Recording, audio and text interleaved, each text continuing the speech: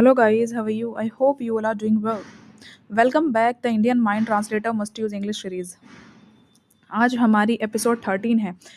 इससे पहले हमने एपिसोड 12 कवर कर दिए हैं। ये हमारी सीरीज चल रही है द इंडियन माइंड ट्रांसलेटर नाम से, मस्ट यूज़ इंग्लिश के नाम से ये हमारी सीरीज चल रही है, जिसमें अब तक हमने 12 एपिसोड को कवर कर दिया है और आज हमारा एपिसोड 13 है। हम इसमें अपने इंग्लिश को बिगिनर से लेकर के एडवांस लेवल तक लेकर के जा रहे हैं। हम ग्रामर को भी समझ रहे हैं, वो जो स्पोकन इंग्लिश के पॉइंट ऑफ व्यू से ज़रूरी है, और एडवांस इंग्लिश स्ट्रक्चर को भी समझेंगे आगे आने वाले वीडियोज़ में। आज हम समझने वाले हैं preposition in and at for.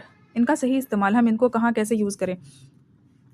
जैसे कि कई बार हम गलती करते हैं, हम बोलते हैं arrive on Delhi, good in English. So ये जो सेंटेंस हैं ये दोनों ही गलत है। ये जो और यहाँ पर आप देख सकते हैं depend on, arrive in, arrive at. यहाँ पर हमने इन के साथ, अराइव के साथ इन भी लगाया, एट भी लगाया। यहाँ पर हम देख रहे हैं कि दोनों ही सही हैं। इंटरेस्टेड इन सही है, इंटरेस्टेड ऑन क्यों नहीं सही है, अफ्रेड ऑफ क्यों सही है, गुड एट क्यों होता है। तो ये सारे जो कन्फ्यूजन है आज हम इस वीडियो में कवर करने वाले हैं। हम देखने वाले हैं प्रीपोजिशन किसके साथ, कौन से वर्ड के साथ कौन सी प्रीपोजिशन आएगी।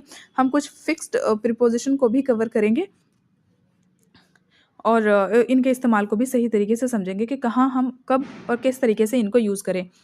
चलिए शुरू करते हैं।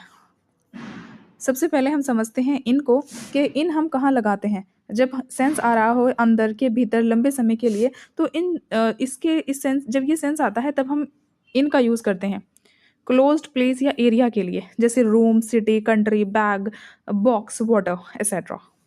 जब कोई चीज़ चारों तरफ से घिरी हो तब हम इनका यूज़ कर सकते हैं, जैसे in a room, in a city, in India. यहाँ पर एक सेंटेंस देखिए, मैं दिल्ली में रहता हूँ, I live in Delhi. At Delhi आप नहीं कह सकते, आप इन दिल्ली कहेंगे। यहाँ पे हम दूसरा यूज़ देखते हैं, लॉन्ग पीरियड को बताने के लिए भी आप इनका ही यूज़ करेंगे, जैसे मंथ है, ईयर है, सीजन है, सेंचुरी है। इन सब को बताने के लिए भी आप इनका ही यूज़ करेंगे। इन 2025, in summer, in the morning, इस तरीके के सेंटेंस। अगर आपको कहना हुआ मेरा जन्म 2002 में हुआ था, तो आप कहेंगे I was born in 2002। No, आप यहाँ पर भी एट नहीं लगा सकते। यूज़ हमारा 3 है, इमोशन, कंडीशन या स्टेट को बताने के लिए भी हम इनका ही यूज़ करते हैं। In trouble, in pen, in love, इस तरीके से। वह बहुत परेशानी में है, ही इज़ इन ट्रबल, आप ये कहेंगे। एट यहाँ पर भी आप नहीं बोल सकते। सो हमने देखा कि इनका हम किस तरीके से यूज़ करेंगे टाइम के लिए, और हमें किस किस सेंस में हम इनका यूज़ कर रहे हैं, रूम के लिए, सिटी के लिए, कंट्री के लिए। अब हम ऑन को समझने वाले हैं, ऊपर या संपर्क में, इस सेंस में हम ऑन का यूज़ करेंगे।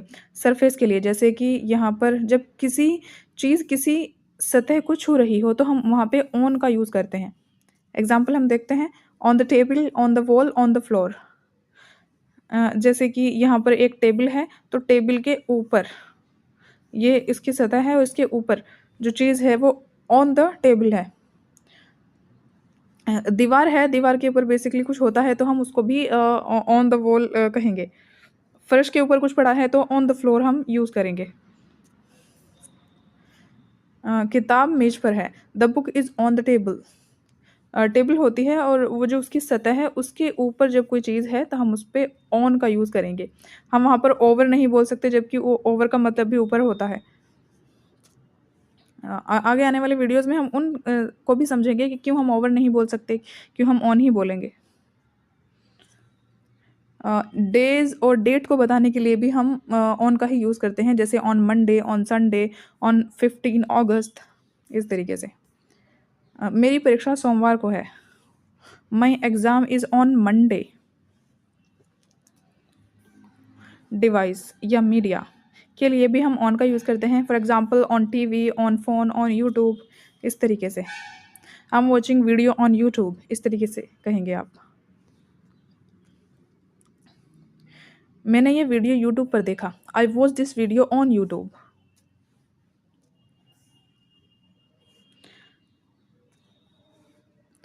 अब हम एट समझते हैं। बिल्कुल सटीक जगह या समय के लिए हम एट का यूज़ कर सकते हैं। एग्जैक्ट प्लेस, जब जगह स्पेसिफिक पॉइंट हो तब हम एट का यूज़ करते हैं। जैसे at the door, eight the bus stop, at the school, at school. The हम नहीं लगाएंगे, क्यों नहीं लगाएंगे? अगर आपको पता है तो please tell me comment in the comment box. वह बस स्टॉप पर खड़ा है। He is standing at the bus stop. तो यहाँ पर हम स्पेसिफिक लोकेशन की बात कर रहे हैं, इसीलिए हम यहाँ पे एट का यूज़ कर रहे हैं। एग्जैक्ट टाइम को बताने के लिए भी हम यूज़ करते हैं एट का। At 5 o'clock, at night, at 5 o'clock at night, at noon. Class 7 बजे शुरू होती है। The class starts at 7 o'clock। Eight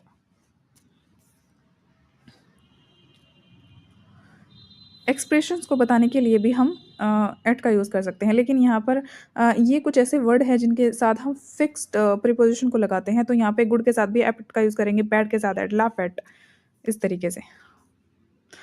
अगर कोई स्किल में अच्छा है तो आप he is good in English नहीं होता, एट इंग्लिश होता है। वाई? क्योंकि अगर कोई हम किसी स्किल की बात कर रहे हैं कि वो किसी स्किल में अच्छा है, तो वहाँ पर स्किल को बताने के लिए हम यूज़ करते हैं एट का।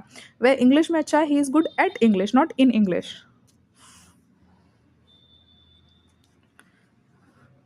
फोर का हम यूज़ करेंगे के लिए, ये समय की अवधि, ड्यूरेशन बताने के लिए भी हम फोर का यूज़ कर सकते हैं, और के लिए के सेंस में भी हम फोर का यूज़ करेंगे।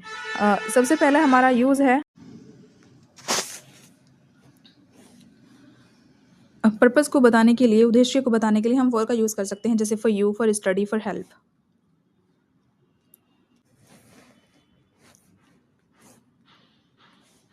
अगर हमें कहना हुआ कि ये गिफ्ट तुम्हारे लिए है, तो this gift is for you. ये हमारा पर्पज़ है। गिफ्ट का पर्पज़ क्या था? आपको देना, आपके लिए ये गिफ्ट है, तो ये पर्पज़ है।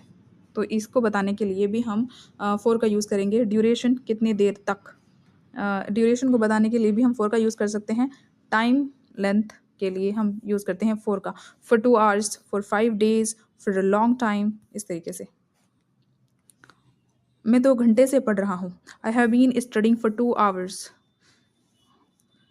हमने इस चैनल पर ही टेंस की पूरी सीरीज़ को कवर किया था। क्या आप बता सकते हैं ये कौन से टेंस का सेंटेंस है? Please let me know in the comment box. इतना मैं आपको बता सकती हूँ, ये प्रेजेंट कॉन्टिन्यूअस तो नहीं है, फिर कौन सा है?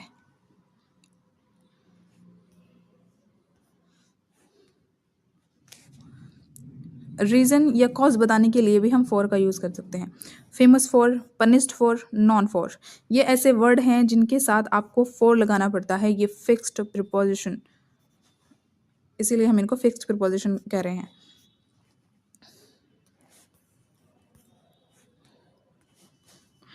वह अपनी ईमानदारी के लिए जाना जाता है। He is known for his honesty.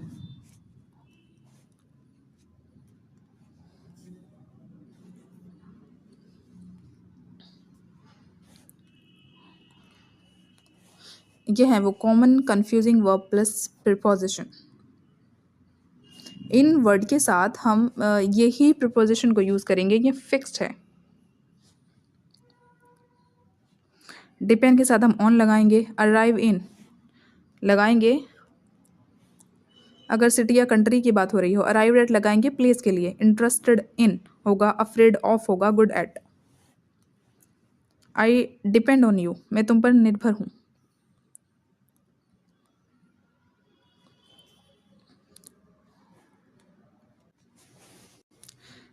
यहाँ पर कुछ फिल इन द ब्लैंक्स है जो आपको कमेंट सेक्शन में लिखने हैं कि यहाँ पर क्या आएगा। आई एम गुड इन या एट, यहाँ पर आप क्या लिखेंगे? शी लिव्स इन या एट, आपको बताना है। द क्लास स्टार्ट इन या एट। यहाँ पर हम क्या यूज़ करेंगे फोर्थ वाले सेंटेंस में? ये वो हैं जो आपको कमेंट सेक्शन में लिख करके बताना है, तभी हम समझेंगे कि आपने कितना सीखा इस वीडियो से। Please tell me in the comment box के आपको वीडियो कैसी लगी। जैसे यहाँ पर एक लिखा हुआ है अफ्रेड ऑफ, अफ्रेड के साथ फ्रॉम भी लगता है। कब और कैसे लगता है उसके ऊपर भी हम अगला वीडियो इसी पर बनाते हैं कि कहाँ अफ्रेड ऑफ लगता है, अफ्रेड फ्रॉम लगता है। सो इन सभी जो डाउट हैं इनको क्लियर करते हैं। और प्लीज़ आप भी कमेंट सेक्शन में ज़रूर बताएं कि अगला वीडियो आपको किस टॉपिक पर चाहिए।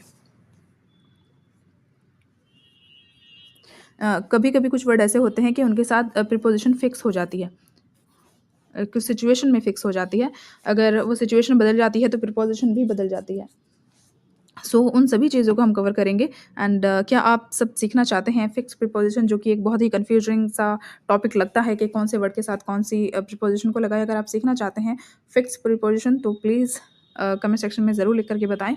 वीडियो कैसी लग रही है, ये सीरीज़ आपको कैसी लग रही है, ये भी कमेंट सेक्शन में ज़रूर बताएं। चलिए मिलते हैं नेक्स्ट वीडियो में। Till then take care, bye bye.